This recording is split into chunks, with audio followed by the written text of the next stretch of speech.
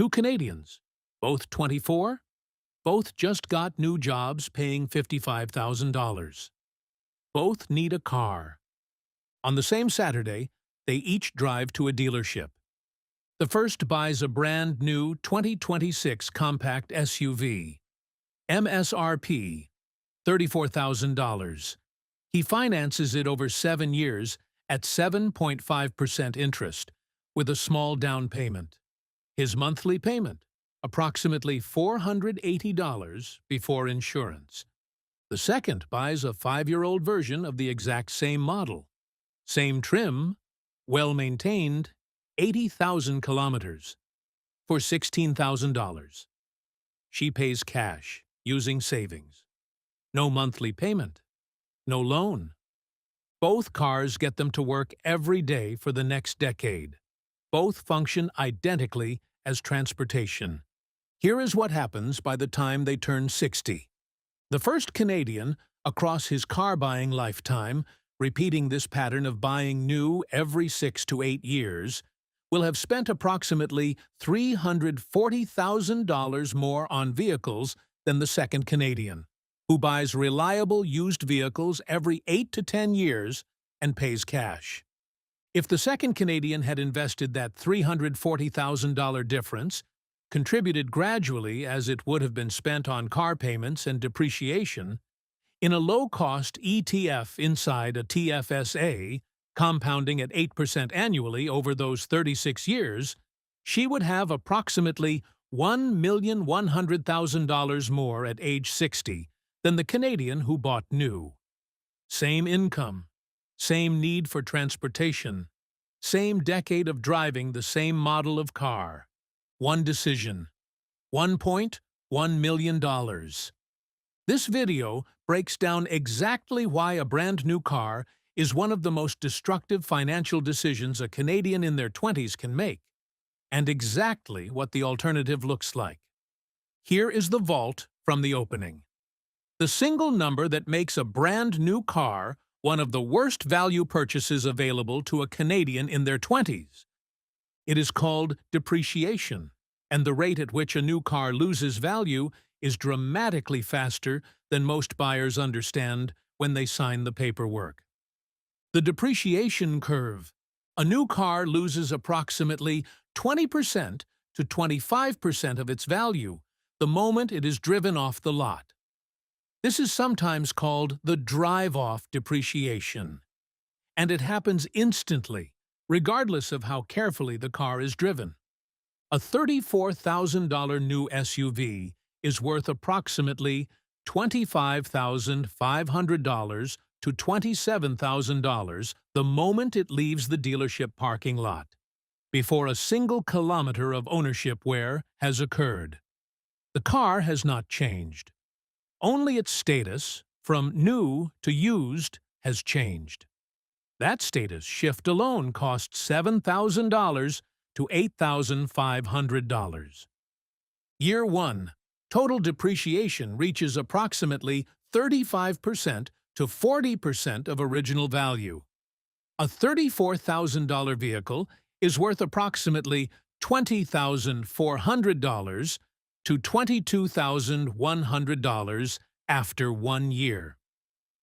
Year 3. Total depreciation reaches approximately 50% to 60%. The same vehicle, approximately $13,600 to $17,000. Year 5. Total depreciation reaches approximately 60% to 70%. The same vehicle, approximately $10,200 to $13,600. The critical insight: depreciation is steepest in the years you own it new, and flattens dramatically afterward. This is the entire mechanism behind why buying used is so much more financially efficient.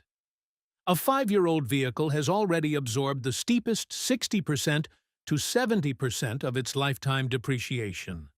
From year 5 onward, the same vehicle depreciates much more slowly, often only 8% to 12% per year, because most of the value loss associated with newness has already happened to someone else. The person who buys new pays for the steepest part of the depreciation curve. The person who buys a 5-year-old used vehicle pays only for the flattest, slowest part of the curve, and never pays for the instant drive-off loss at all. Why this matters more than the sticker price. Most new car buyers focus on the purchase price and the monthly payment. Almost nobody focuses on the depreciation curve, yet it is the single largest cost of car ownership for someone who buys new and replaces every 5 to 8 years, larger even than interest paid on a loan. A Canadian who buys a $34,000 new SUV and trades it in 5 years later for approximately $11,900, using the lower end of the year 5 depreciation range, has paid approximately $22,100 in pure depreciation over those 5 years, averaging $4,420 per year, or roughly $368 per month, just in value lost. This is before financing costs, before insurance, before fuel, before maintenance. Your action step. Before buying any vehicle, new or used, look up its specific 5-year depreciation curve using a tool like Canadian Black Book's Value Estimator. The depreciation curve, more than any other factor, determines the true cost of ownership. Depreciation is half the problem. Financing is the other half, and the way new cars are financed in Canada in 2026 has made the problem significantly worse over the past decade. The shift to longer loan terms. In 2010, the average Canadian auto loan term was approximately 60 months, 5 years. By 2026, the average new vehicle loan term has stretched to approximately 72 to 84 months, 6 to 7 years. Some lenders now offer terms as long as 96 months, 8 years. This extension exists for one reason.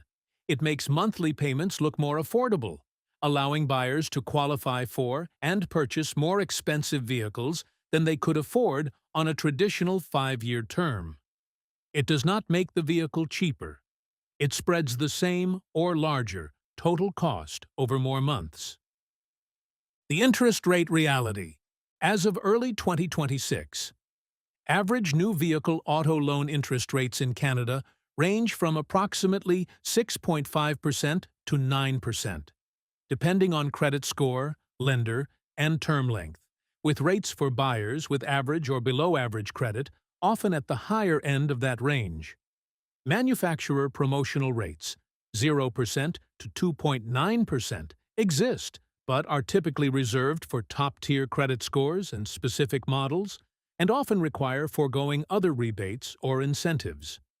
The real cost example, a $34,000 new vehicle financed over 84 months, 7 years, at 7.5% interest, with a 10% down payment, $3,400.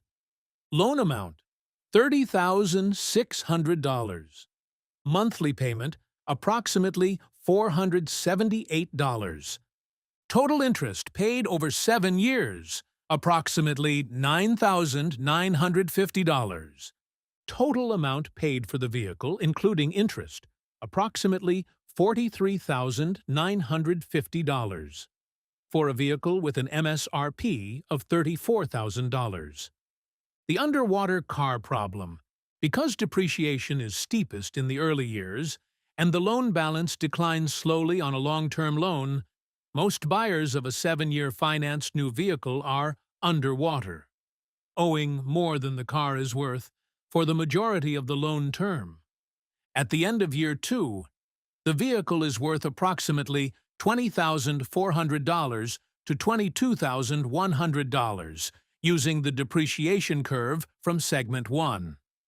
The remaining loan balance at that point, on an 84-month loan, is still approximately $24,000 to $25,000.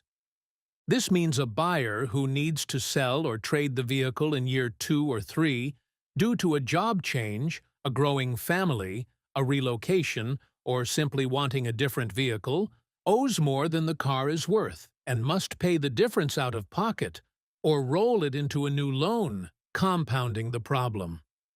The insurance multiplier. New vehicles also typically cost significantly more to insure than comparable used vehicles, particularly when the loan requires comprehensive and collision coverage, which most lenders mandate for the duration of the loan. In Canada, full coverage on a new $34,000 vehicle can run approximately $1,800 to $2,800 per year, compared to approximately $1,200 to $1,800 per year for a similar but older, lower-value vehicle, where the owner may also choose to carry only liability coverage once the vehicle is paid off and owned outright. The complete 7-year cost of the new vehicle. Purchase price plus interest. $43,950 insurance. 7 years at average, $2,300 per year. $16,100. Total. $60,050 for a vehicle that depreciates to approximately $8,500 to $10,000 in resale value by year 7. Your action step. Before financing any vehicle, calculate the total cost of the loan. Principal plus all interest. Not just the monthly payment. Many bank and credit union websites have free auto loan calculators. The number will almost always be substantially higher than the sticker price. The math in the first 2 segments is clear. So why do so many Canadians in their 20s still drive off the lot in a new vehicle? 3 psychological forces are at work, and understanding them is the first step to resisting them. Force 1. The "I just got a real job" milestone purchase. For many Canadians in their early to mid-20s, landing a first full-time professional job feels like a milestone worth marking. A new car becomes the symbol of that milestone, tangible proof of having made it to adulthood and financial independence. The problem? Financing a $34,000 vehicle on a $55,000 salary at the very start of a career locks in a fixed monthly obligation during the years when income is typically lowest and least certain, exactly when financial flexibility matters most. Force 2. Dealership Sales Psychology. Dealership financing is structured specifically around monthly payment anchoring. Salespeople are trained to ask, "What monthly payment were you hoping for?" rather than, "What total price were you hoping to pay?" This reframes the entire negotiation around an affordable-feeling monthly number, which can be achieved on almost any vehicle simply by extending the loan term, regardless of how expensive the total cost becomes. Extended warranties, gap insurance, and add-on packages are similarly sold as small monthly increments, just $25 more a month, rather than their true multi-thousand-dollar total cost, a framing that consistently increases the likelihood of a buyer agreeing to them. Force 3. Social signaling and status. A 2023 study on consumer vehicle preferences found that vehicle choice is strongly influenced by perceived social status, particularly among younger buyers in urban and suburban Canadian markets. Driving an older, visibly used vehicle can feel, rightly or wrongly, like a signal of financial struggle, while a new vehicle signals success, even when the underlying financial reality, a large loan, a thin emergency fund, is the opposite of what the vehicle visually communicates. This creates a particularly damaging pattern. The new car is often purchased specifically to project financial stability, while its true effect is to undermine it. The reframe. The Canadian who drives a reliable 5-year-old vehicle and has a maxed TFSA growing in the background has dramatically more actual financial security than the Canadian with a new vehicle and a 7-year loan. even though the second Canadian situation looks more impressive from the outside. Financial security is invisible. Car payments are visible. Most social signaling responds to what is visible. Your action step? Before your next vehicle purchase, ask explicitly, am I buying this to solve a transportation need or to signal something about my financial status to other people? If it is largely the latter, recognize that the signal is often inaccurate and that the actual underlying financial reality it creates is frequently the opposite of what it projects. This video is not an argument for never owning a car or for driving an unreliable vehicle that creates its own financial and safety problems. It is an argument for a specific, calculated alternative that captures reliable transportation without the destructive depreciation and financing costs of buying new. The 2 to 5 year old sweet spot. The optimal used vehicle purchase, based on the depreciation curve from Segment 1, is a vehicle that is 2 to 5 years old with moderate mileage, typically 30,000 to 80,000 kilometers, depending on age. This vehicle has already absorbed the steepest portion of its depreciation, typically 35% to 60% of its original value, while still having the majority of its useful life remaining, particularly for vehicles from manufacturers with strong reliability reputations. The reliability research step. Not all used vehicles are equal. Before buying, research the specific model's reliability history using resources like Consumer Reports Reliability Ratings, J.D. Power's Vehicle Dependability Studies, or Canadian-specific resources like Canadian Black Book and AutoTrader's Certified Pre-Owned Listings. Certain manufacturers and models, typically from Toyota, Honda, and similar brands known for longevity, hold their reliability and resale value significantly better than others over the 5 to 15-year ownership window. The pre-purchase inspection. For any used vehicle purchase, a pre-purchase inspection by an independent mechanic, typically $100 to $200 in Canada, identifies existing or developing mechanical issues before purchase. This single step prevents the most common and costly mistake in used car buying: purchasing a vehicle with hidden, expensive-to-repair problems. Paying cash versus financing used. Where possible, paying cash for a used vehicle eliminates interest costs entirely. For a $16,000 used vehicle paid in cash versus the same vehicle financed over 4 years at 7%. The financed version costs approximately $2,380 more in interest. Saving up for a cash purchase, even if it takes 12 to 18 months, avoids this cost entirely. For Canadians who must finance a used vehicle loan rates are typically similar to or slightly higher than new vehicle rates, reflecting modestly higher perceived risk.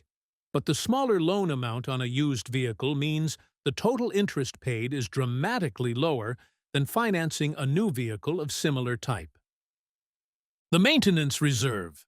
A used vehicle, particularly one out of factory warranty, requires a maintenance reserve, a dedicated savings amount for repairs and upkeep. A reasonable Canadian estimate, $100 to $150 per month, set aside specifically for vehicle maintenance and unexpected repairs, even in months when nothing breaks. This reserve, accumulated over time, comfortably covers the occasional larger repair, brakes, a transmission issue, a major component failure, without creating a financial emergency. The complete alternative system. Identify a reliable model, 2 to 5 years old, using reliability research. Get a pre-purchase inspection before buying. Pay cash if possible. If financing, choose the shortest term you can comfortably afford. Maintain a $100 to $150 per month maintenance reserve. Plan to keep the vehicle for 8 to 10 plus years, well past any loan term, capturing the flattest part of the depreciation curve for the longest possible period. The combined financial outcome: a Canadian following this system over a car-buying lifetime, ages 24 to 60, approximately 4 vehicle purchases at 8 to 10-year intervals, spends dramatically less in total than a Canadian who buys new every 6 to 8 years. The difference, as established in the hook, is approximately $340,000 over that lifetime, before accounting for the additional compounding value of investing that difference. Your action step: the next time you need a vehicle, commit to researching the 2 to 5-year-old version of your target model before even visiting a new car dealership. Compare the total 8 to 10-year cost of both options using the depreciation, financing, and insurance data covered in this video. Let's come back to where we started. Two 24-year-old Canadians. Same income, same Saturday, same model of vehicle. The first bought new, $34,000. Financed over 7 years at 7.5%. Full coverage insurance. Total true cost across that ownership period: approximately $60,050. He repeats this pattern roughly every 6 to 8 years for the rest of his driving life. The second bought the 5-year-old version of the same vehicle, $16,000, paid in cash, modest insurance. She repeats this pattern roughly every 8 to 10 years, always buying 2 to 5-year-old reliable vehicles with cash. Over a car-buying lifetime, the first Canadian spends approximately $340,000 more on vehicles than the second. If the second Canadian had invested that $340,000 difference into a TFSA holding a low-cost equity ETF, compounding at 8% across the decades between 24 and 60, she ends up with approximately $1,100,000 more than the Canadian who bought new. Same income, same need for transportation, same vehicles functionally. One decision, repeated a handful of times across a lifetime. $1.1 million. This is not an argument that you should never enjoy your money or that every purchase must be optimized to the dollar. It is an argument that the vehicle decision specifically, because of the size of the purchase, the destructiveness of new car depreciation, and the length of typical financing terms, is one of the highest leverage financial decisions a Canadian in their 20s will make. Buy reliable. Buy used. Buy in the 2 to 5-year-old sweet spot. Pay cash where you can. And let the difference compound into something far more valuable than a new car smell that fades in about 2 weeks anyway.